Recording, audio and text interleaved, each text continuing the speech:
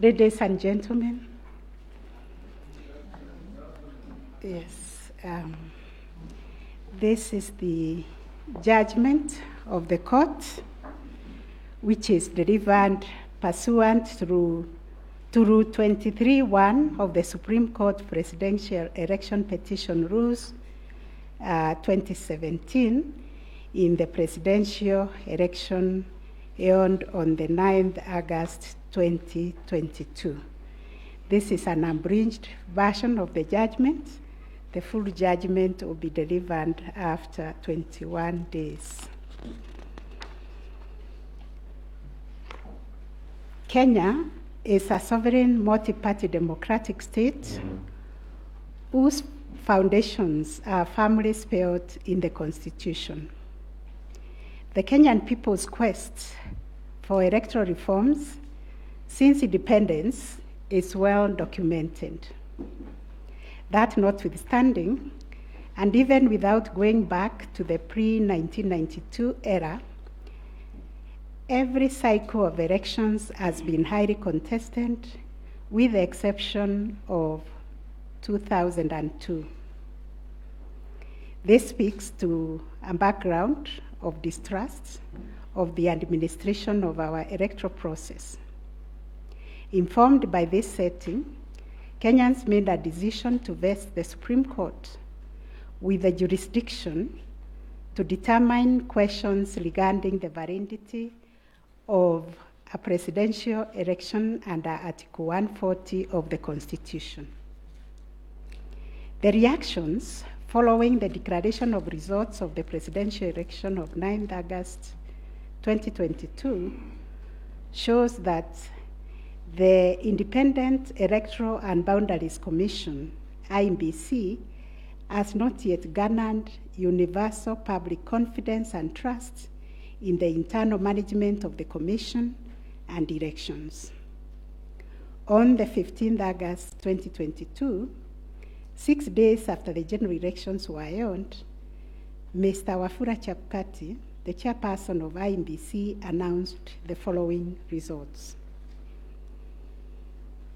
Raila Odinga, 6.942,930 votes, representing 48.85%. William Ruto, 7.176,141 votes, representing 50.49%. David Wahiga, 31,987, representing 0.23%. George Wajakoya, 61,969, representing 0.44%. Based on the aforesaid results, the chairperson of IEBC declared William Samoei Ruto the first respondent, the presidential candidate for the United Democratic Alliance Party, as the president-elect. This declaration has precipitated a total of 9 presidential petitions that are filed before us, to wit, number 1, presidential election number 001 of 2022, John Njoroge Kamau versus Wafula Chebukati and 3 others, and Raila Amolo Odinga and 7 others named as interested parties. The second petition is presidential election number 002 of 2022, Youth Advocacy Africa and another versus IEBC and 12 others. Third petition, presidential election petition number 003 of 2022, Kerif Khalifa and 3 others versus IEBC and 3 others. Fourth petition, presidential election petition number 4 of 2022, David Kariuki Ngari versus IEBC and 9 others. 5, presidential election petition number 5 of 2022, Raila Amolo Odinga and another versus IEBC. 6, Presidential Election Petition number 6 of 2022 by Moses Kuria and others versus Honorable Raila Amolo Odinga and 4 others named as interested parties.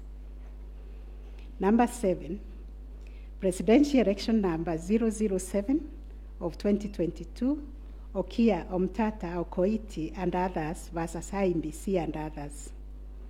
Number 8, Petition number 008 of 2022, Julia Nyokabi-Chege and others versus IEBC and 3 others. And the last one, but not least, Petition number 009 of 2022, Ruben Kigame Richete versus IEBC and others. In addition to these petitions, we received a total of 24 interlocutory applications and 1 preliminary objection, which were filed in this court. 2 of the presidential election petitions were struck out. That is petition number 006 and 009 of 2022 for failure to meet the constitutional threshold as set out under Article 140 of the Constitution. On 29 August 2022, this court also admitted 3 amici curiae briefs by the Law Society of Kenya, the Kenya section of International Commission of Jurists, and John Warubengo and 2 others. Upon perusing and considering the issues raised in the remaining presidential election petition numbers 001, 002, 003, 004, 005, 007, and 8, the responses and the submissions filed thereto, this court found that all the 7 petitions substantially raised similar issues and sought similar reliefs. Consequently, on 30th August 2022, this court ordered that the 7 petitions be consolidated and designated Presidential Election Petition number 005 of 2022 as the read file. From the consolidated petition, the responses filed and submissions filed by all the parties, the court crystallized the following issues for determination. And those issues are there. We have repeated them several times. I will not read them. Having considered and deliberated upon the consolidated petition, the attendant responses, submissions, and also considering the amici curiae briefs, we now make the following determination on issue number 1, which is whether the technology deployed by IEBC for the conduct of the 2022 general elections met the standards of integrity, verifiability, security, and transparency to guarantee accurate and verifiable results. As noted in the introduction, lack of trust in the electoral system has endured in Kenya for a long time. This led to the introduction of electoral technology following recommendations made by the Independent Review Commission on the general elections held on the 27th December 2007, popularly known as the Kriegler Commission report. That report recommended integration of technology into Kenya's electoral process for registration, identification of voters, and transmission of results. These were enacted in Section 44 of the Elections Act 2011. By this statute, IEBC is enjoined to adopt technology in the electoral process, As a consequence, the IEBC developed a technology known as Kenya Integrated Electoral Management System, KIMS, making Kenya's election process an hybrid as it employed both technology and manual processes. The first, third, and fourth petitioners in the consolidated petition challenge the technology used by IEBC during the 2022 general election. They plead that the manner in which technology was deployed and utilized fell short of the prescribed constitutional and statutory standards. As regards the audit of the register of voters, they urge that IEBC, pursuant to its elections operations plan, committed itself to conducting an audit of the register of voters by 31st March 2022. To the contrary, they arrange it only publicly availed the audit report on its website on 2nd August 2022, which was only 7 days to the elections. In this report, it was noted that the auditors established serious gaps and risk to the electoral process, including numerous cases of change of voter stations without knowledge or approval of the affected voters. Grant of voter update privileges in IEBC, IDMs, to 14 user accounts and related to voter registration. Reducing the accountability of user activities in the register of voters. Presence of 11 active generic accounts on the MBIS application and the 2 MBIS users with the same logging identification. Risking unauthorized system users, possible interference, change of particulars on the activation of voters in the system. IEBC's failure to set up access, decertification, and user activity review process. And IEBC was also arranged to have failed to respond to requests by auditors for crucial information. On the integrity of the technology deployed, it was the case for the seventh petitioner that in order to comply with Article 86 of the Constitution and Section 44 of the Elections Act, the technology deployed must be simple, accurate, verifiable, secure, accountable, and transparent.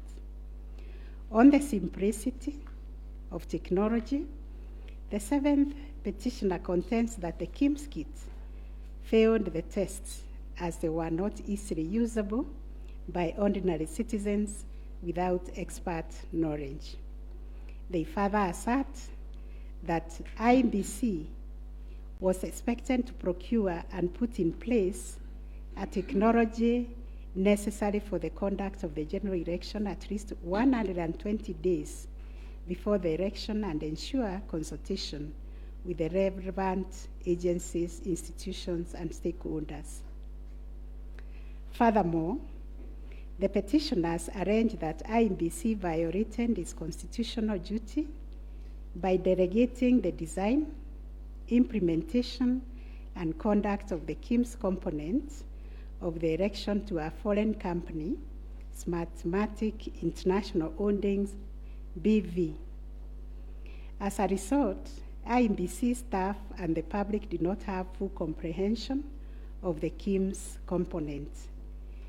They conclude, therefore, that IEBC abdicated and surrendered its role to conduct elections to Smartmatic, and that IEBC vigorously fought any attempt to subject Smartmatic's activities to accountability and transparency, including the safeguards required by Regulation 61, 69, and 75 of the Elections General Regulations 2012. In response, IEBC has submitted that the electoral system met the constitutional threshold, that all the necessary information was accessed only by the authorized persons. The information was accurate, complete, and protected from malicious modification, either by authorized or unauthorized persons. IEBC maintained an audit trail on activities related to information, and that the information was available and could be authenticated through the use of various security features. In further response, IEBC contended that they engaged KPMG on 7th April 2022 to conduct an audit of the register of voters, which was submitted on 18th June 2022.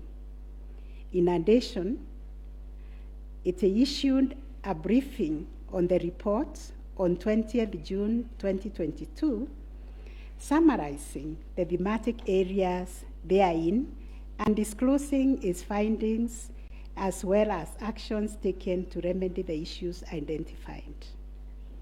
It also conducted its annual audit in compliance with Regulations 11 and 12 of the Election Technology Regulations 2017, and a certification of compliance issued to it on 3rd August 2022.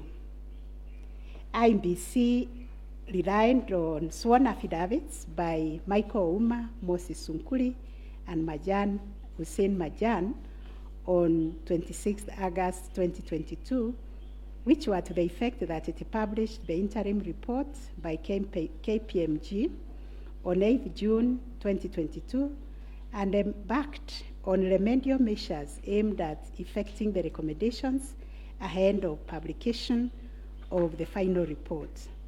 It was ascertained that it could not publish the full final audit report, as doing so would compromise the integrity and security of the electoral technology system, considering the provisions of the Data Protection Act, which imposes a duty to protect the data of Kenyan voters. On the other hand, the first and second respondents urged that even if there was failure of technology, it did not vitiate the result of the presidential election. Upon considering all the pleading submissions and the ICT scrutiny and inspection tallying and recount report, which fully examined the IEBC's result transmission system, RTS, we are not persuaded by the allegation that the technology deployed by IEBC failed the standard of Article 86A of the Constitution on integrity, verifiability, security, and transparency for the following reasons. 1, whereas it is true that the KIMS kit failed in 235 polling stations, 86,889 voters were granted the right to vote manually, and the requisite forms 32A were duly filed. This happened successfully in Kibwezi West constituency and parts of Kakamega County. 2, while the audit report was released to the public 7 days before the 9th August election, the register of voters was used at the election without any apparent anomalies. 3, Smartmatic was procured to provide the necessary technological infrastructure, as IEBC did not have the capacity to do so. No credible evidence meeting the requisite standard of proof of access to the system by unauthorized persons was adduced by the petitioners. The scrutiny report prepared by the registrar of this court did not reveal any security breaches of the IEBC's RTS. IEBC successfully deployed a biometric voter register system which captures unique features of a voter's facial image, fingerprints, and civil data to register and update voter details across the country and also in the diaspora. The BVR captures a voter's facial image, fingerprints, and civil data, which features are unique to each of the voter. In compliance with Section 6A of the Elections Act 2011, IEBC opened the register of voters for verification of biometric data by members of the public for a period of 30 days. Thereafter, the register was revised to address issues arising from the verification exercise. KPMG then audited the register, and we are satisfied that the inconsistencies and inaccuracies identified during the audit were somewhat successfully addressed.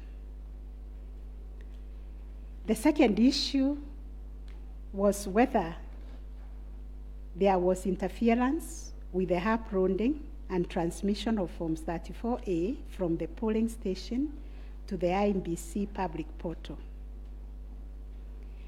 The first petitioner arranged staging that a person who had access to the RTS intercepted, detained, or stored Forms 34A temporarily to convert or manipulate it before uploading it on IEBC's public portal.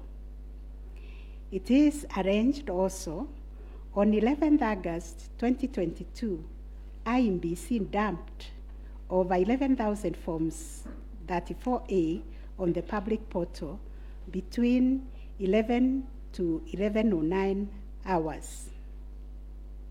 To rebut this allegation, IEBC and its chairperson, in their response dated 26 August 2022, denied staging and unauthorized intrusion of the RTS. In that regard, they urge that every image of Form 34A was uploaded immediately after the transmittal of results. The form was received as evidence by the timestamp. Similarly, the first respondent denied these allegations. Our finding: 1, no credible evidence was presented to prove that anyone accessed the RTS to intercept, detain, or store Forms 34A temporarily before they were uploaded to the public portal. The allegation that 11,000 Forms 34A were affected by staging was similarly not proved. 2, the allegation that IEBC, its officials and strangers used a tool to tamper with the Forms 34A before converting them to the portable document format, that is PDF, that eventually appeared on the public portal, was sufficiently explained when IEBC demonstrated how KIMS captured and transmitted the image of Form 34A. Accordingly, we dismiss that allegation. 3, during the ICT scrutiny, it turned out that the transmission logs produced in the affidavit of Justice Nyangaya were of no probative value.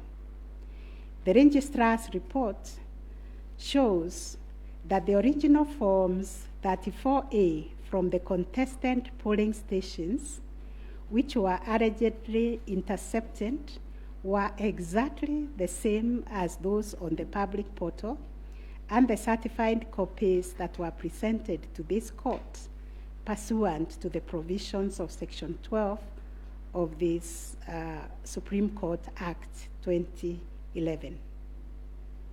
4, regarding the allegation that the integrity of the public portal was compromised, this was disproved by evidence of consistent attributes such as unique timestamps, uniform PDF conversions at the polling stations, correct polling station mapping, and consistent KIMS reporting from verification to transmission of results. 6, the RTS was configured on a virtual platform network, VPN, and the SIM cards locked to a specific polling station. The server was also configured to accept results only from authorized and properly mapped KIMS kits. In our view, the petitioners failed to produce credible evidence to the contrary. 7, a review of some of the logs presented as evidence of staging showed that they were either from logs arising from the 2017 presidential election or were outright forgeries. In our considered view, there was no evidence of a man-in-the-middle server configured to the IEBC's VPN network, and no evidence was produced to show that the chairperson of IEBC and staff were part of the arranged conspiracy to stage the transmission process. 9, whether there was a difference between Forms 34A uploaded on the IEBC public portal and the Forms 34A received at the National Tallying Center and Forms 34A issued to the agents at the polling stations. On this issue, the first petitioner's case was that there was deliberate manipulation and tampering with Forms 34A, as demonstrated in the affidavits, to the effect that votes were being deducted from the first petitioner and being added to the first respondent. To support this petition, evidence was contained in the affidavits of Honorable Martha Koome, sworn on 21st August 2022, Celestine Anyango Opio, Arnold Ochieng Oginga, and John Mark Githongo, which was sworn also on 21st August 2022, and a further affidavit sworn on 28th August 2022. Dr. Nyangasi also swore an affidavit on 21st August 2022, and so was Martin Papa, to support that allegation of handing and subtraction of votes. On the other hand, IEBC and its chairperson urged that all Forms 34A transmitted to IEBC portal were not interfered with or manipulated. Further, that the Forms 34A signed at the polling station and issued to the agents were identical to the Forms 34A uploaded on the public portal and delivered to the National Tallying Center at the Bomas. It was contended that in any event, IEBC used the original physical Forms 34A to tally, verify, and declare the presidential election results. This court ordered scrutiny of the forms from the 41 polling stations outlined in the affidavit of Celestine Opio to ascertain the allegation of interference. And this is our finding. 1, there were no significant differences captured between the Forms 34A uploaded on the public portal and the physical Forms 34A delivered to Bomas that would have affected the overall outcome of the presidential election. B, no credible evidence was presented to support the allegation that Forms 34A presented to agents differed from those uploaded to the public portal. The report by the registrar of this court confirmed the authenticity of the original forms in the sampled polling stations. The affidavits of Celestine Opio and Arnold Ochieng Oginga, while containing sensational information, were not credible, as the registrar's report confirmed that all the Forms 34A attached to those affidavits and purportedly given to them by the agents at select polling stations were significantly different from the originals, certified copies, and those on the public portal. The purported evidence of Celestine Opio and Arnold Oginga, sworn in their respective affidavits, are not only inadmissible, but are also unacceptable. It has been established that none of the agents on whose behalf the forms were being presented swore any affidavit, that there is nothing to show that they had instructed both Celestine and Arnold to act for them. Yet the two have gone ahead to depone on matters that are not within their knowledge. This court cannot countenance this type of conduct on the part of counsel who are officers of the court. Though it is elementary learning, it bears repeating that affidavits filed in court must deal only with facts which an opponent can prove of his own knowledge, and as a general rule, counsel are not permitted to swear affidavits on behalf of their clients in contentious matters like the one before us, because they run the risk of unknowingly swearing to falsehood and may also be liable to cross-examination to prove the matters deponed. We must remind counsel who appear before this court, or indeed before any other court or tribunal, of the provisions of sections 113 and 114 of the Penal Code, that swearing to falsehoods is a criminal offense, and two, that it is an offense to present misleading or fabricated evidence in any judicial proceeding. Section 114 of the Penal Code states, and I quote, "Any person who swears falsely or makes a false affirmation or declaration before any person authorized to administer an oath or a declaration upon a matter of public concern, and at such circumstances that the false swearing or declaration, if committed in a judicial proceeding, would have amounted to perjury, is guilty of a misdemeanor." One of the most serious losses an advocate may ever suffer is the loss of trust by judges for a long time. Such conduct amounts to interference with the proper administration of justice.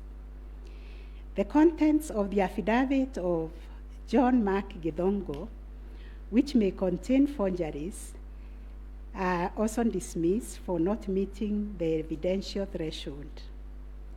Those averments contain no more than incredible and hearsay evidence. No admissible evidence was presented to prove the allegation that Forms 34A were fraudulently altered by a group situated in Karen under the direction of persons named in the affidavit, and video clip attached to it. As a matter of fact, these two affidavits amount to double hearsay and incapable of being proved at each of the rears.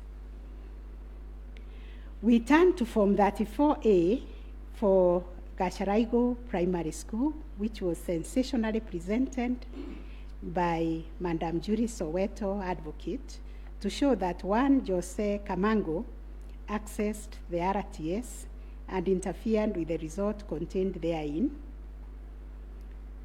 This also turned out to be no more than hot air, and we were taken on a wild goose chase that yielded nothing of probative value.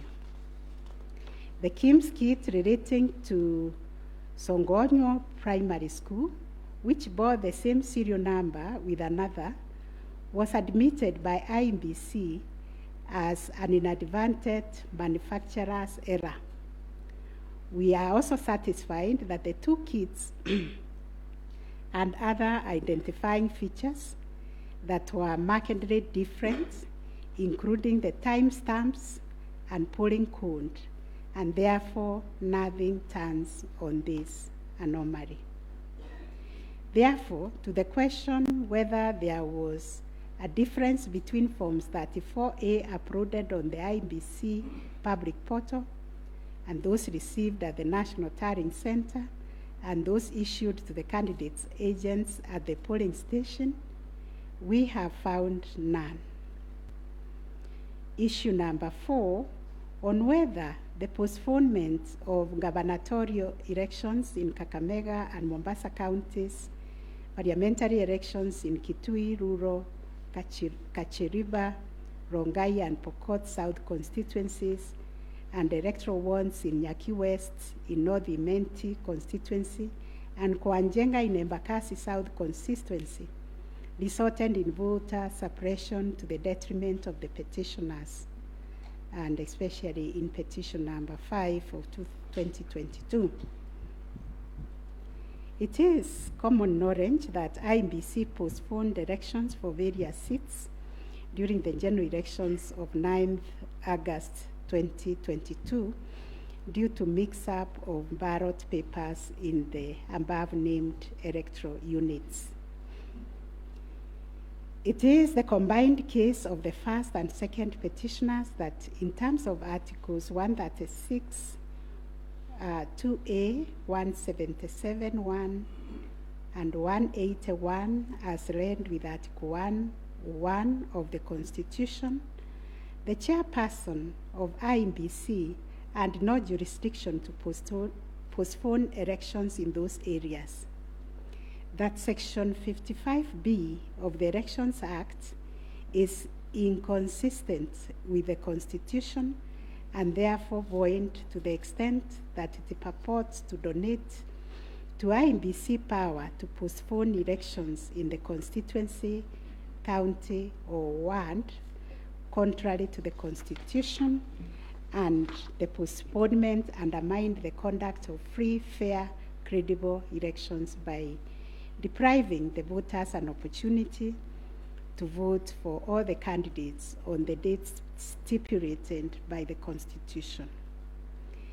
The petitioners further contend that the postponement of elections and the overall effect of suppressing voter turnout in the electoral units in question, which was prejudicial to him. Both the first and third petitioners also believe that elections were deliberately postponed in Kakamega and Mombasa counties. It was arranged that these areas are considered to be first petitioners' strongholds, and as such, the postponement of elections worked to his disadvantage and handed that benefit to the second respondent. These assertions were denied by IEBC and its chairperson. They, however, admitted that they experienced confusion with the printed ballot papers and explained that they only discovered the mix-up on the eve of the election when the ballot papers were being distributed to the polling stations. That as a practice, ballot papers can only be opened on the eve of the election day to avoid any mischief, and that by the time the mix-up was discovered, it was logistically impossible to print and replace the ballot papers in time for the elections. For this claim to succeed, it must be demonstrated first, IEBC and no authority in law to postpone the elections, and secondly, that the postponement was deliberate and calculated to suppress voter turnout so as to affect the result by reducing the petitioners' overall votes. We've looked at the provisions of Section 55B of the Elections Act, which provides for circumstances when elections can be postponed in a particular electoral unit, including in cases of emergency. We are therefore satisfied that on the basis of the foregoing provision, the third respondent and the requisite power to postpone election in the constituencies, counties, and wards in question. Concerning the allegation of voter suppression, we note that voter suppression is generally recognized as a political strategy which takes many forms, but whose practical effect is ultimately to reduce voting by deliberately discouraging or preventing targeted groups of people from exercising their right to vote and thereby to influence the outcome of an election. It therefore goes against the letter and the spirit of Article 38, which guarantees every citizen the right to make political choices based on universal suffrage. As regards this allegation, it has not been shown that by postponing elections in the named electoral units, IEBC acted in bad faith or was influenced by irrelevant factors and considerations. From the explanation tendered, we are satisfied that the postponement was occasioned by a genuine mistake, which in our view could have been avoided had the members and staff of IEBC been more diligent when they went to inspect the templates in Athens, Greece, where the printing of ballot papers was undertaken. In the absence of any empirical data, we cannot find a basis upon which to conclude, as a matter of fact or evidence, that the postponement affected voter turnout, as a consequence of which the first petitioner alone, as a presidential candidate, suffered disadvantage. At any rate, the nature of the ballot being an individual decision and secret, there may be other factors to which the turnout in the named units can be attributed. From the evidence on record, however, it appears to us that 2022 general election recorded one of the lowest turnouts since the introduction of multi-party political systems some 30 years ago. If there was a low voter turnout, it affected all the 6 categories of candidates, and its explanation, in our view, lies elsewhere, but certainly not a calculated suppression. On the other hand, in rebuttal to these claims, IEBC illustrated with examples to our satisfaction that there was no nexus between the postponement of elections and voter turnout in the affected units, far from the fact that this claim was undoubtedly just another red herring. It has nothing to do with the question under review, and accordingly we reject it and hold that there is no proof that the postponement resulted in voter suppression to the detriment of the first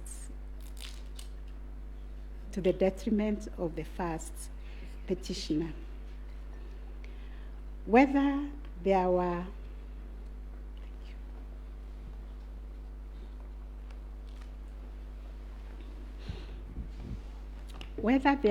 unexplainable discrepancies between the votes cast for presidential candidates and other elective positions. Issue number 5.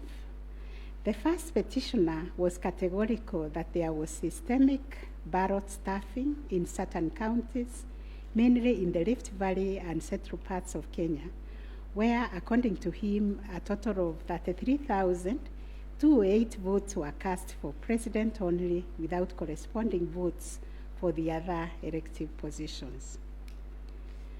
On the part of IEBC and the chairperson, while acknowledging that indeed in some instances there was vote differential between those cast for president and for other positions, but maintained that they were insignificant, and those instances related to votes by prisoners and citizens in the diaspora who only vote for the president but did not take part in other elective positions.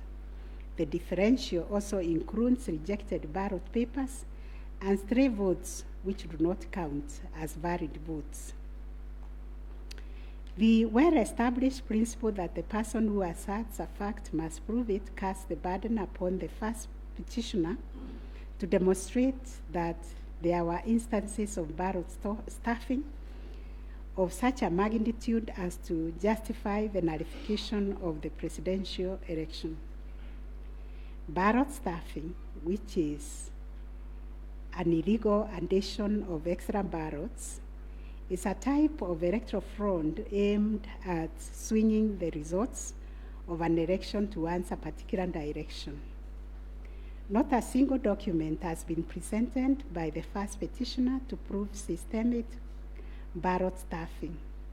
A figure of 33,208 votes relied on in this claim is based on unproven hypothesis that since the number of votes cast for the president is higher than those for other positions, then, without more, it must follow that there was fraud. We find that fraud is a serious criminal offense, and it must be proved beyond reasonable doubt under Section 5N of the Election Offences Act. It is indeed an offense for a person to vote more than once in any election. IEBC has provided a plausible explanation for the vote differential, citing categories of voters who only vote for the president, such as prisoners and Kenyans in the diaspora.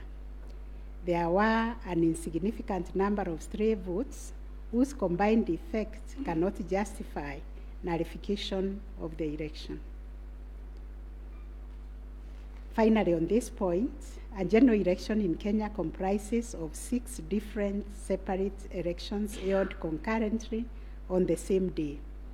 Such elections are held by secret ballots, and one cannot predetermine the voter turnout or how voters will vote in each election.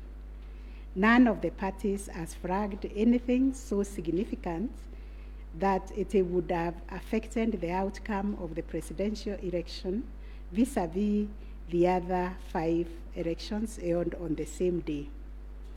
We find, therefore, there were no unexplainable discrepancies between the votes cast for the presidential candidates and other elective positions. On issue number 6, whether IEBC carried out the verification, tallying, and declaration of results in accordance with Article 138, 3C, and 138.10 of the Constitution. This issue arises from the printings in all the petitions as consolidated. Based on the said printings, the affidavits sworn in support thereof, and the written and oral submissions by parties, two viewpoints regarding the meaning, scope, and application of Article 138, 3C, and 10 of the Constitution have been advanced. On the one hand, the petitioners submit that pursuant to the foregoing provisions, the role of verifying and tallying of votes as received from polling stations countrywide is vested in the Commission as a corporate entity and not the chairperson of the Commission. It is their argument that the chairperson cannot undertake this task to the exclusion of other commissioners. They submit that the language of Article 138(3)(c) does not envisage a situation where the chairperson can arrogate to himself unfettered authority to verify and tally the results at the National Tallying Center without involving the other commissioners. Such action, they contend, would not only be unconstitutional, but would be sufficient ground without more to nullify an election of a president-elect. In support of their argument, the petitioners cite the Court of Appeal decision in IEBC versus Maina-Kiai and 5 others as affirmed by this court in the case of Raila 2017. The petitioners further submit that Regulation 87.3 of the Election General Regulations is unconstitutional to the extent that it purports to vest the power of verification and tallying in the chairperson of IEBC. On the other hand, the first, second, and third respondents submit that power to verify, tally, and declare results of a presidential election at the National Tallying Center is the exclusive preserve of the chairperson of IEBC. According to them, there is nothing unconstitutional about Regulation 87.3 of the Elections General Regulations. The said regulation the respondents submit makes no mention of commissioners other than the chairperson.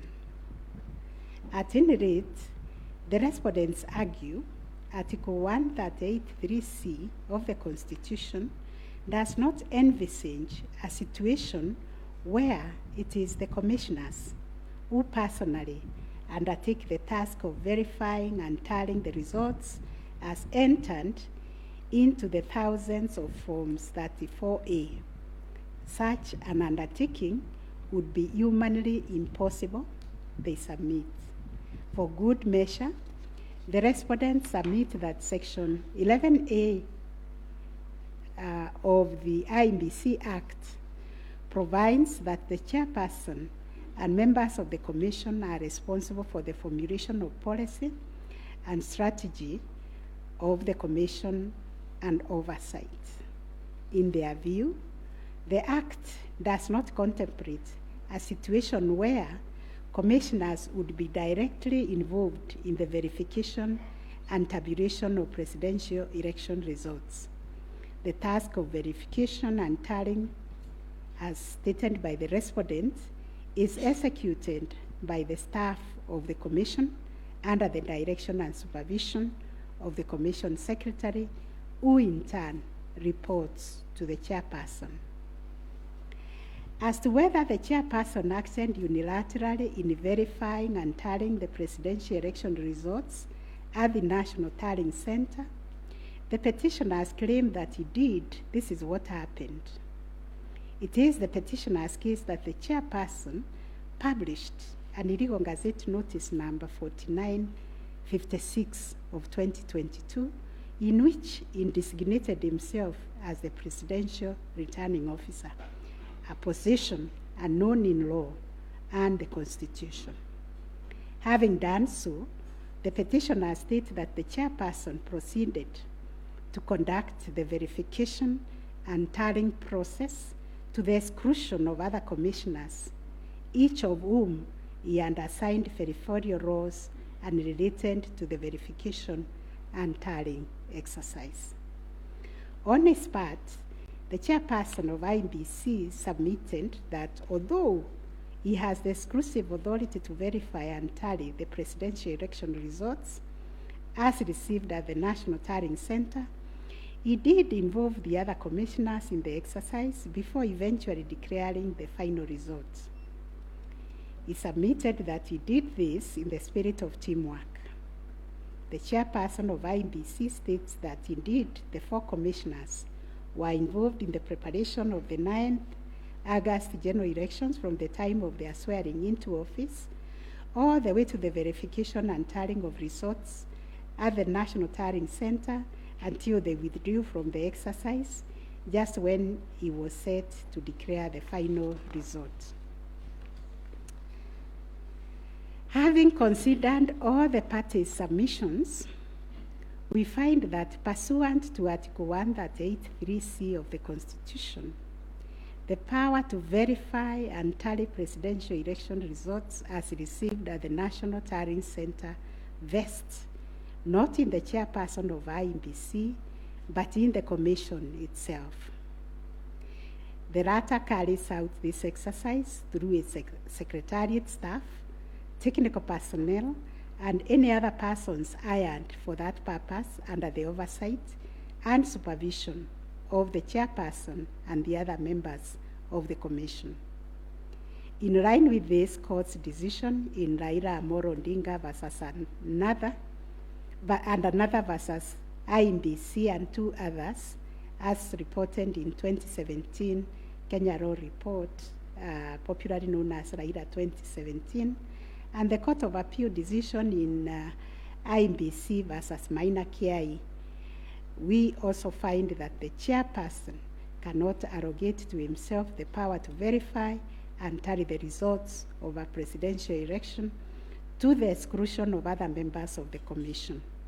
Indeed, Article 138(10) of the Constitution, although the power to declare the result of a presidential election after verification and tallying is vested in the chairperson, it does so only as a delegate of the commission. Consequently, to the extent that Regulation 87(3) of the Elections General Regulation purports to vest the power of verifying and tallying presidential election results as received at the National Tallying Center solely on the chairperson to the exclusion of other members of the commission, the same is contrary to and inconsistent with the provisions of the Constitution. That said, we, however, take cognizance of the fact that the 4th, 5th, 6th, and 7th respondents, referred to as the 4 commissioners, actively participated in the verification and tallying exercise from the beginning up to and until just before the declaration of the results by the chairperson. They took turns announcing the results as verified and tallied, and were present and active during the actual verification and tallying at Bomas. An example is when one of them, Justice Nyangaya, stood on the podium to announce to the public results and also announced an adjustment that had been occasioned by errors of tabulation. The events of 15th August 2022, therefore, came as a surprise. As the public waited for the chairperson of IEBC to declare the final result, sporadic violence broke out at Bomas. The violence swiftly was contained by the security forces, but there was unexpected drama as 2 different factions of the commission began to emerge. Kenyans found themselves watching an appalling split-screen scenario on their television sets. On one part of the screen was the chairperson reading himself to declare the results in accordance with Article 138(10) of the Constitution. On the other part of the screen were the 4 commissioners on the runs of the Serena Hotel, Nairobi, from where they announced that they would not own the results that were soon to be declared by their chairperson. The 4 commissioners informed the public of their rejection of the yet-to-be-announced results, terming them opaque, due to the manner in which the chairperson had been conducting the verification and tallying exercise. In his affidavit dated 25th August 2022, Justice Nyangaya averred that the chairperson's actions during the tallying and verification exercise at Bomas made it difficult to ascertain the total number of votes cast and the actual number of votes attained by each candidate, so as to enable him authoritatively state the commission and declared accurate results. All the petitioners have anchored their arguments for the nullification of the 9th August presidential election in Taharia on the walkout from the Bomas by the 4 commissioners. They contend that by rejecting IEBC's results on grounds of opaqueness of the verification and tallying process, they called into question the credibility of the entire election. They further submitted that being in the majority out of the 7-member commission, their view should prevail and the election should be nullified. It is the petitioner's argument, therefore, that a dysfunctional commission cannot deliver a credible election. We note that apart from their 11th hour denunciation of the verification and tallying process and their averments regarding the conduct of the chairperson, the 4 commissioners have not placed before this court any information or documents showing that the elections were either compromised or that the result would have substantially differed from that declared by the chairperson. Critically, they have not explained why they participated in a verification process when they knew that it was opaque up until the last minute. Indeed, at the Serena Hotel press briefing, the 4 commissioners acknowledged that thus far the entire election had been managed efficiently and credibly. The chairperson on his part did not make matters any better by maintaining a stoic silence, even as things appeared to be falling apart. All this, in our view, points to a serious malaise in the governance of an institution entrusted with one of the monumental tasks of midwifing our democracy, an institution that obviously needs far-reaching reforms, of which we shall say more in our detailed reasons. But are we to nullify an election on the basis of a last-minute boardroom rupture, the details of which remain scanty and contradictory between the chairperson of the commission and some of its members? In the absence of any evidence of violation of the Constitution and our electoral laws, how can we upset an election in which the people are participating without hindrance, as they made their political choices pursuant to Article 38 of the Constitution? To do this would be tantamount to subjecting the sovereign will of the Kenyan people to the quorum antics of IEBC. This we cannot do. Clearly, the current dysfunctionality at the Commission impugns the state of its corporate governance, but does not affect the conduct of the 2022 election. In view of the foregoing, we are satisfied that notwithstanding the divisions apparent between the chairperson and the 4 commissioners, IEBC carried out the verification, tallying, and declaration of results in accordance with Article 138(3)(c) and 10 of the Constitution.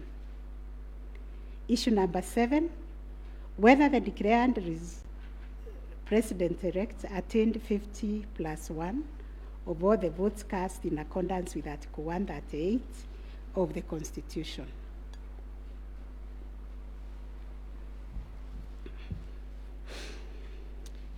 The first, second, and third petitioners averred that the first respondent did not garner 50%+1 of the total votes cast, and therefore did not meet the threshold provided by Article 138(4)(a) of the Constitution. They anchored their claims on the basis that in order to determine whether a candidate has attained 50%+1 of the votes cast, this ought to be calculated based on the total number of votes cast, excluding rejected votes. They argued that 50% of 14,353,165 votes, in their view, were the variant votes cast, which amounted to 7,176,582.77 votes. They therefore contended that by attaining 7.176141 votes, the first respondent did not meet the constitutional threshold to be declared President-Elect. Supporting the claim that the first respondent did not meet the 50+1 constitutional threshold was the sixth petitioner. His contention was founded on the backdrop of a press briefing issued by the chairperson of IEBC after the official closure of voting on 9th August 2022. According to the sixth petitioner, the chairperson of IEBC announced that the voter turnout was 65.4% of the total number of registered votes based on the verification of the KIMS kits which were functional during the process of voting.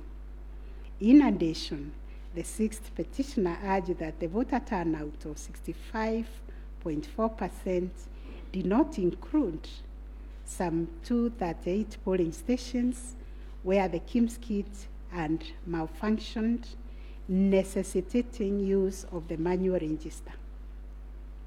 It was therefore urged that the minimum number of votes cast could not be less than 14,466,779. Additionally, that this number was bound to increase once the number of votes from the areas that used the manual register were included. The sixth petitioner further claimed that a summation of the minimum number of votes cast and unturned manual votes would represent the actual voter turnout. In challenging the declaration made by the chairperson of IEBC, the sixth petitioner affirmed that the final tally, published in Form 34C, only accounted for 14,326,641 votes cast, including some 113,614 rejected ballots. The sixth petitioner contended that this tally did not factor in some 140,138 votes cast using the manual register. The sixth petitioner computed this number by subtracting 14,326,641 declared votes cast from 14,466,779 generated by the sixth petitioner as representing 65.4% of the voter turnout. Referring to the tallies in Form 34C, the sixth petitioner summed the number of votes cast for each candidate as follows. Raila Odinga, 6,942,193. William Ruto, 7,176,141. Wahiga Mwaura, 31,987. And George Wajakoya, 61,969, adding to a total of 14,213,027. He then added 140,138,000 arranged to be unturned votes, and this yielded a total of 14,353,165 total valid votes, which the sixth petitioner used to compute the percentages garnered by each candidate as follows. William Ruto, according to him, garnered 49.9%, Raila Odinga 48.3%, Wahiga 0.22%, and Wanjakoya 0.3%. It is on this basis that the sixth petitioner grounded the claim that none of the candidates met the constitutional threshold as set out in Article 138(4)(a). IEBC and its chairperson disputed the sixth petitioner's claim. They submitted that the declaration of results is based on the number of people identified as having voted on the KIMS kit and not the total persons on the voters register as arranged. They contended that the final voter turnout, comprising of the voters who were identified through the KIMS kits and those who voted manually, was 64.76% and not 65.4% as arranged by the petitioners. They urged that the announcement earlier by the chairperson of IEBC on 10th August 2022 was immediately clarified during the same press briefing. And evidence of this correction was provided to this court in an affidavit of the first and second respondents in Presidential Election Petition number 7 of 2022. According to IEBC and the chairperson, 14,239,862 voters were identified using the KIMS kits, while 86,889 voters were identified using the printed voter register. Therefore, the total valid votes cast were 14,213,137, while the total number of rejected ballots were 113,614, constituting 14,326,751 total votes cast. They illustrated that the first respondent garnered 7.176,141 votes against 14,213,137 total valid votes cast, yielding a percentage of 50.49 to meet the requisite constitutional threshold for a candidate to be declared president-elect. In the upshot, the percentage attained by each candidate was as follows: Raila Odinga 48.84%, William Ruto 50.48%, Waiga Mwaure 0.22%, and George Wanjakoya 0.43%. IEBC and its chairperson also submitted that the KIMS kits malfunctioned in 235 polling stations, necessitating the use of the printed voter register. In these polling stations, backup KIMS kits were later deployed for purposes of results transmission. The first respondent, in response to the question of 50+1 constitutional threshold, maintained that he attained the threshold under Article 138(4) of the Constitution as elaborated by the IEBC and the chairperson. This court has considered the differing formulas and threshold arguments presented by various parties to this petition, while the first, second, and third petitioners raised pertinent questions connected to this issue. We shall address them together with those of the sixth petitioner, who has addressed and focused on the issue as specifically framed in detail. It must be restated that the case made by the sixth petitioners concerns a data-specific threshold as enunciated under Article 138(4) of the Constitution, that without attainment of which there can be no declaration. This data-specific threshold is what this court declared in John Aaron Mwau and two others versus IEBC and others. Petitions numbers 2 and 4 of 2017, consolidated, referred to as the ultimate yardstick for determining the winner in a presidential context. In Raila Odinga and 5 others versus IEBC, petition number 5, 3, and 4 of 2013, this court asserted that rejected ballot papers do not constitute a vote cast to be included in calculating the final tally in favor of a presidential candidate. We are not persuaded by amicus curiae's brief, that is Law Society, who attempted to persuade us to consider our position on this finding. We reiterate that rejected votes cannot be taken into account when calculating whether a presidential candidate attained 50% plus one of the votes cast in accordance with Article 138(4) of the Constitution. Similarly, in the same Raila 20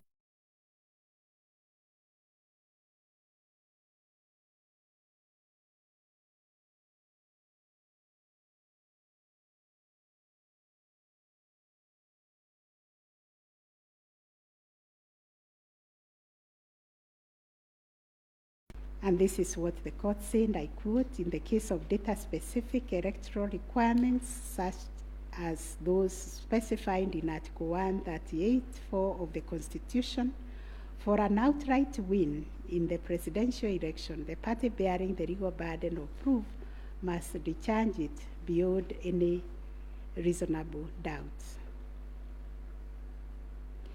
The question that follows was whether the petitioners challenging the attainment of 50% plus one constitutional threshold and the computation by the sixth petitioner in general met the standard of proof settled by this court in Raila 2013 case.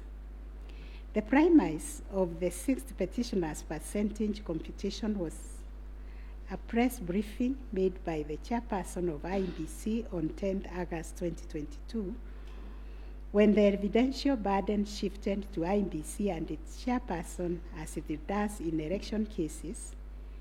They produced video evidence correcting the percentage voter turnout to read 64.6 at the time of the briefing. This percentage, however, did not include reports from all the KIMS kits and 86,889 voters who were identified manually using the printed register of voters. In our view, the assertion by the sixth petitioner that the percentage voter turnout was firstly predicated on the uncorrected percentage given by the chairperson of IEBC was negated by evidence adduced to prove the correction.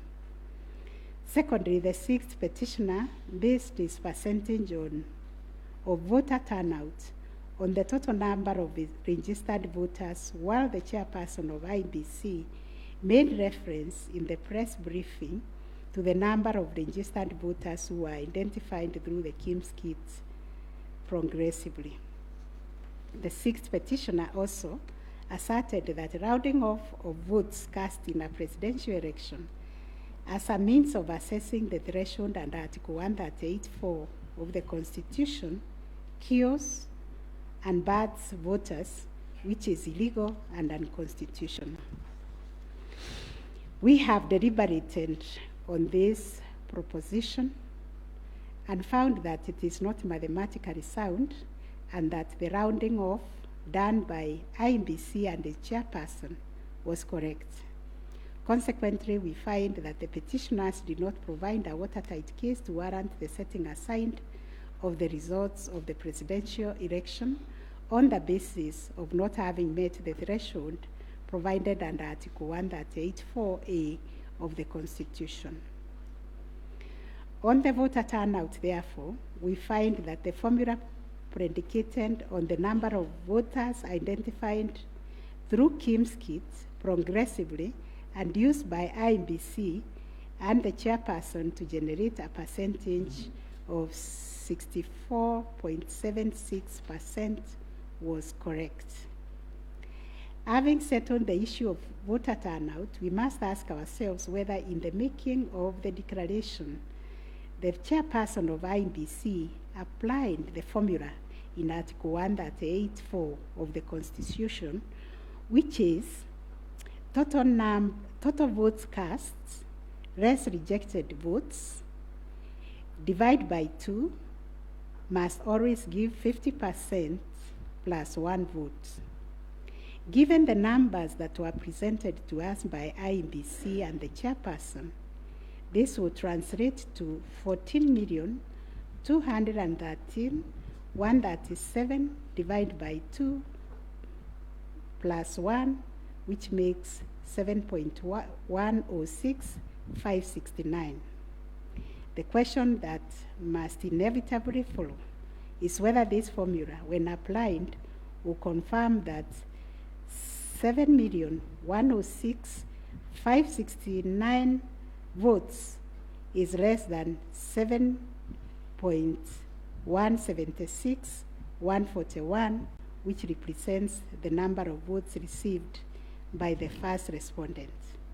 We find that it is, as such, on the basis of the foregoing formula and from the numbers provided by IEBC and the chairperson and the declaration by the chairperson of the President-Elect on 15th August 2022, it is our finding that the declared President-Elect attained 50% plus 1 of all the votes cast in accordance with Article 138(4) of the Constitution. Issue number 8, on whether there were irregularities and illegalities of such magnitude as to affect the final result of the presidential election.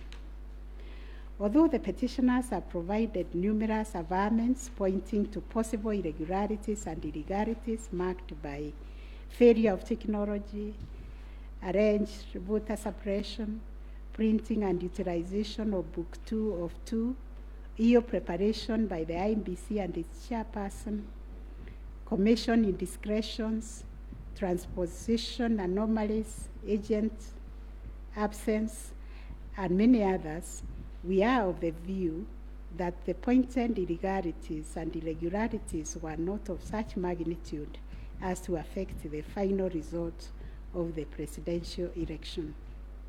We will delve deeper into the details of this issue in our recent judgments. Last issue, what reliefs and orders can the court grant? Under Article 163(3) of the Constitution, it is provided that the Supreme Court will have A, exclusive original jurisdiction to hear and determine disputes relating to the election of the office of the President arising under Article 140. And Article 140 provides, I quote, a person may file a petition in the Supreme Court to challenge the election of the President-Elect within 7 days after the date of the declaration of the results of the presidential election. 2, within 14 days after the filing of a petition under Clause 1, the Supreme Court shall hear and determine the petition, and its decision shall be final. If the Supreme Court determines the election of the President-Elect to be invalid, a fresh election shall be held within 60 days after the determination.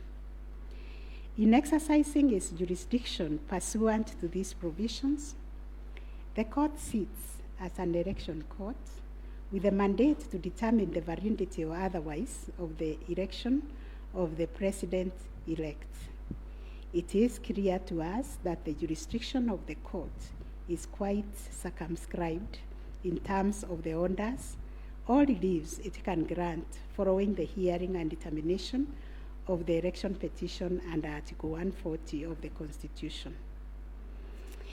In the event the court determines that the election of the President-Elect is invalid, it must make an order nullifying the election.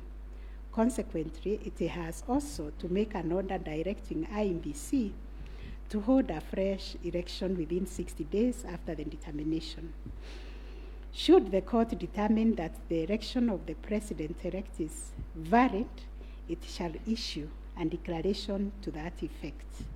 The court has then, as a matter of course, to make an order dismissing the petition with or without cost, as the case may be. In the strict sense, therefore, these are the only orders that the court may make under the Constitution. The court cannot assume jurisdiction that goes beyond the purview of Articles 163(3) and 140 of the Constitution. However, nothing stops the court from issuing orders or reliefs by way of recommendations. Indeed, since 2013, this court has issued many recommendations arising from the determination of 3 petitions challenging the election of the President-Elect. The recommendations are meant to improve our electoral landscape and hence aid in the development of our democracy. In this regard, this court has been greatly aided by the contributions also of the amici curiae, and the court places a heavy premium on those briefs that were filed and those which were admitted. The final orders made by the courts. This is a unanimous decision of the court, and we make the following orders. 1, the presidential election petition number E005 of 2022 as consolidated with the presidential election petition numbers E001, 2, 3, 4, 7, and 8 of 2022 are hereby dismissed. As a consequence, we declare the election of the first respondent as President-Elect to be varied under Article 143 of the Constitution. This being a matter cutting across the public interest, we order that each party do bear their own costs. It is so ordered. And finally, the court has asked me to also acknowledge, although we'll do it in the long draft, the enormous contribution made by counsel in these proceedings, and also the orderly way the counsel, all the advocates and parties conducted themselves. They remained seated throughout the proceedings. That is the judgment of the court, a unanimous one. We shall issue a media summary to help the media summarize the case. I think that is all. Thank you very much for coming.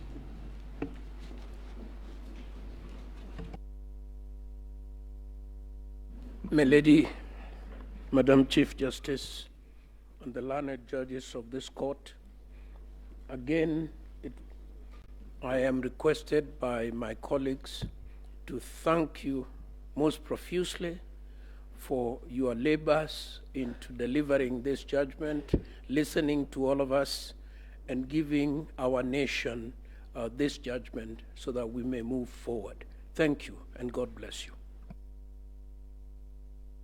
It may please the court. It is not true that I asked the Attorney General Emeritus to talk on our behalf. Next time you should talk to me. Let me similarly, on behalf of the lawyers for the counsel for the first and second petitioner, thank the court, and it has been a journey, worthwhile journey, sitting through these proceedings, and we thank the court for your patience and for the delivery of this judgment within the time stipulated. We thank you.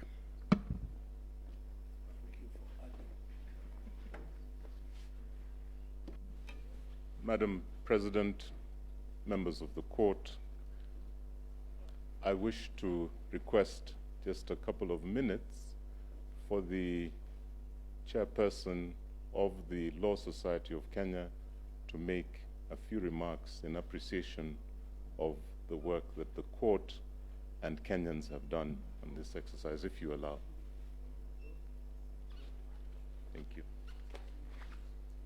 I call upon Mr. Eric Theuri to come and make his remarks. It is also his birthday. I would have sung happy birthday for him.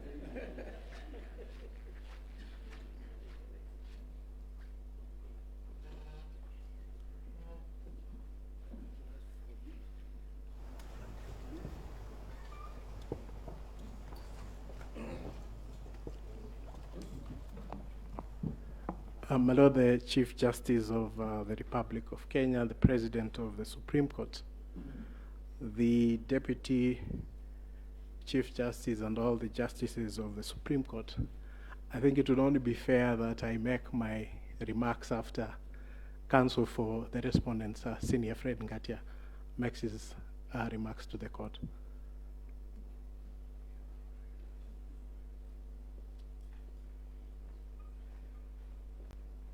Madam Chief Justice, thank you very much. It's so kind for the President to acknowledge that age goes before youth. Mine is to thank the court, to thank my learned friends for the effort we all expended. We thank this court for clarifying certain issues, and we look forward to a less corrosive 2027. Thank you very much.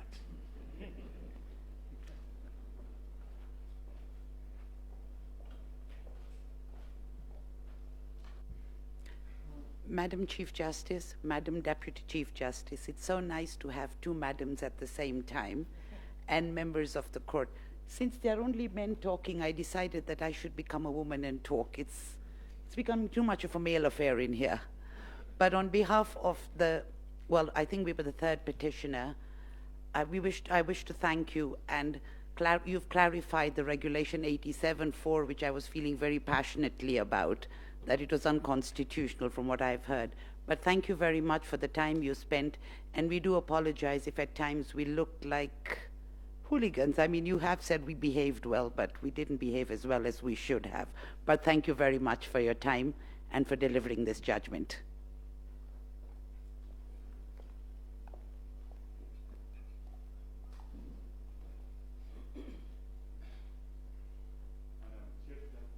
Madam Chief Justice, Madam Deputy Chief Justice, members of the court, I, on behalf of Attorney General, take this opportunity to thank you most sincerely for a great job done and for the courage to clearly define the limits of the law, which will help us empower IEBC on the way forward, and hope that this might be the last of the petitions after elections once we carry out a proper elections based on your guidelines. Thank you.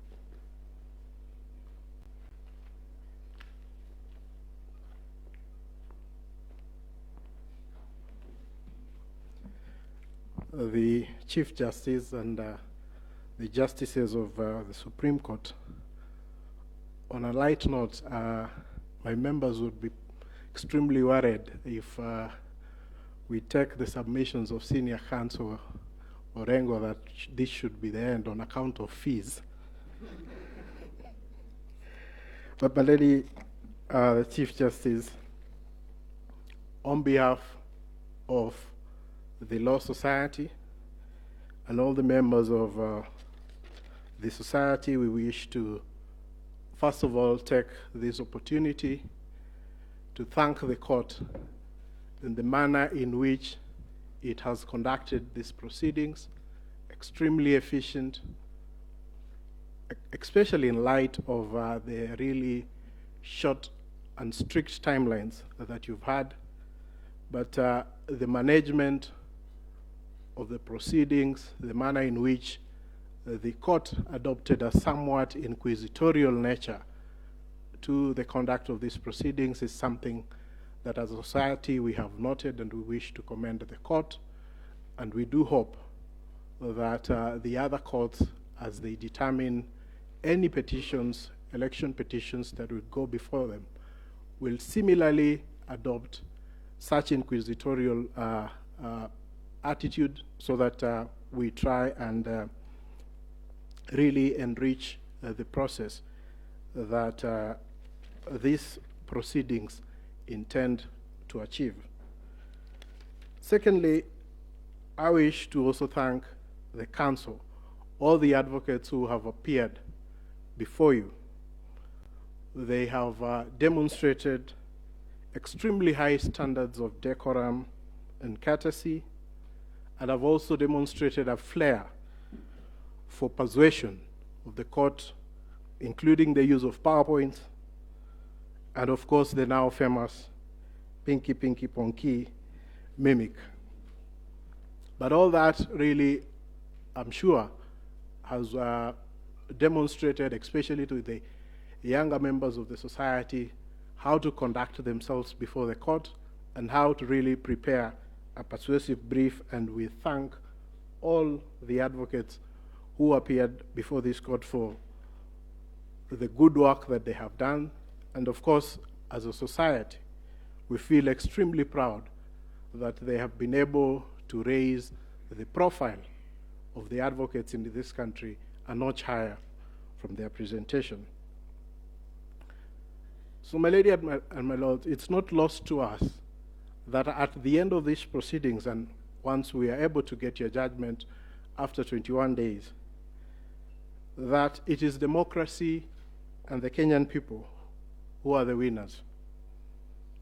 The decision today, in a way, validates the choices that were made by the Kenyan people on the 8th of August, and they also help to build confidence in the institutions that manage the elections and the court. We recognize that no country is born as a democracy, and that it is a process, and the process of challenging an election, as has happened before this court, is part of the processes of building confidence within the electoral system. And we thank all the petitioners for choosing to challenge the results before this court. But at the end of the day, Kenya stands tall as a beacon of democracy, and we're very grateful that we've had this opportunity also as a law society to appear before the court and to give an amicus brief which the court has had time to consider. So we thank you and we wish you a good day. I know it has been a long 14 days, but you can rest, and we'll be looking forward to the decision that you deliver within 21 days. Thank you so much, my lady and justices of the Supreme Court.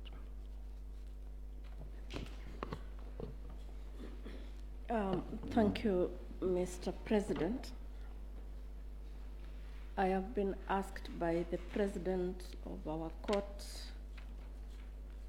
to react to your submissions, and in so doing, I am obliged to say that we are truly humbled by the statements that you have just made.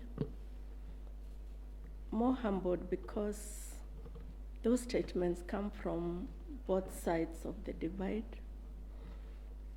And thank you for appreciating what we have to do within a very short while.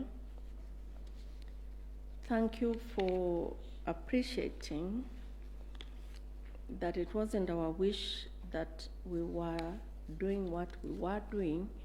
We were doing the wish of the Constitution of Kenya 2010, the laws of the Republic, the facts of the cases that you placed before us, and the evidence in rebuttal. We know that, and we have repeatedly said this, the President and I, whenever we have had time to talk to you in other fora, that we are incomplete without this side of the bar. We are incomplete without the advocates. We thank you. We will get opportunity to do that in the main judgment, in the reasoned judgment. But we really appreciate your industry. We were impressed by the submissions you took. And we were impressed, and we said this the last 3 days, I'll tell you something about that in a minute, by how deeply you believed in your clients' cases. That we think is a mark of an extremely grown legal profession, and we ask that you do not bring the bar down. You keep taking it up.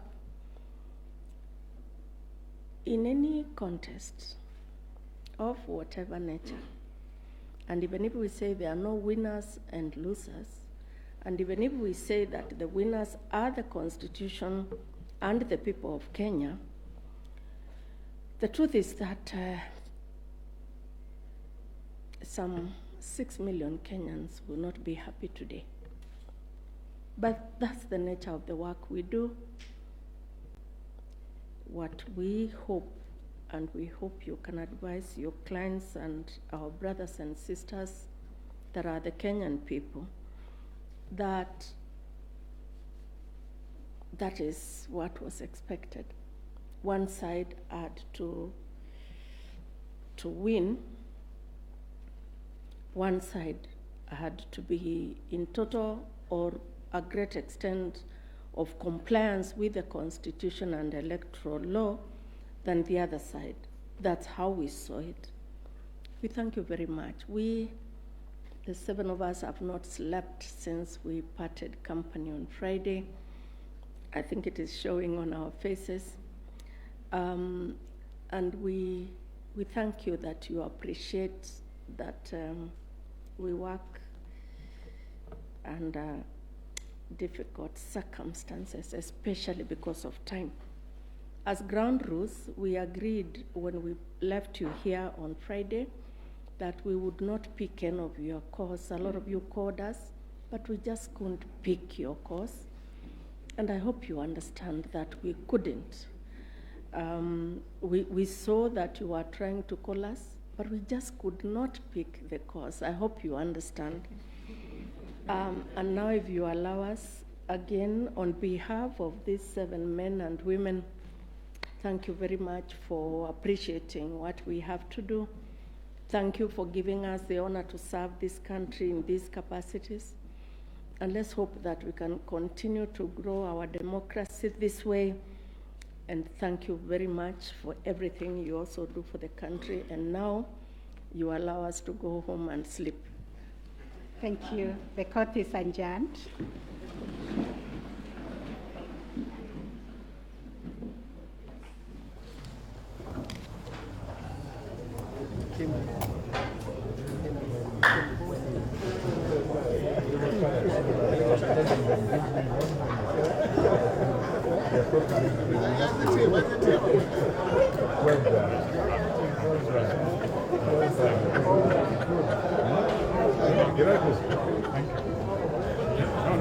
My brother Kirago, I have a message for you.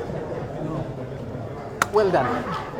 President, you make us proud. This guy brings us as one, and that is what we've always wanted. Yeah. And when you are near this man, he has lots of wisdom, tons of wisdom.